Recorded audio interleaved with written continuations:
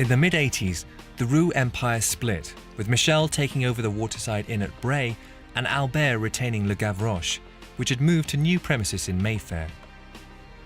His next step was to pass control of the restaurant to a new chef, his son, Michel Jr., who seemed to be the only person not in on the plan. My father said to me, would you mind coming in, filling in for the pastry chef who's on holiday at the Gavroche? I said, fine, Dad, I'll do that for you. Because up until then, I'd always shied away from it and said, no, Gavroche is not for me. So the pastry chef went on holiday for 3 weeks and I filled in. Then the head chef went away for his annual leave and I filled in. And I'm still here. By the time he took over, Michel Jr. had over 10 years' experience in some of the greatest Michelin-starred restaurants of Europe.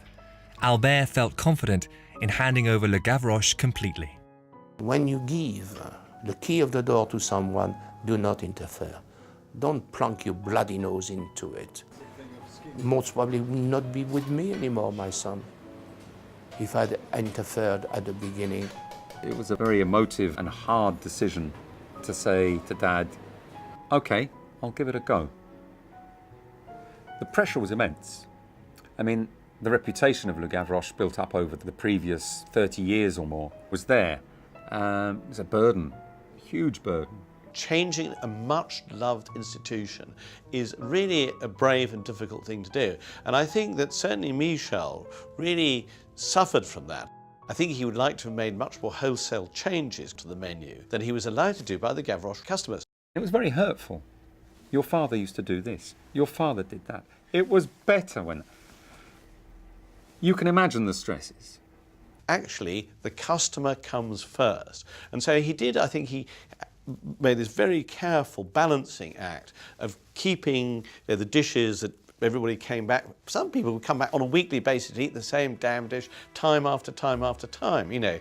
But he used the daily menu as a means of gradually educating the clientele and also drawing in fresh blood, you know, because eventually customers do, particularly if they go on eating food like that, will die off. Now the menu reflects 99% of the spirit of my little young boy. His sort of cooking is imaginative and much, much lighter than mine. That's what makes any restaurant individual. It's your individual expression of taste and hospitality. And I think Michel's done an amazing job. I mean, many kids would never have taken on the mantle of trying to follow a force of nature like Albert. I've built up my own customers, my own followers of Le Gavroche. And many of my father's customers have actually come round to me now to my style.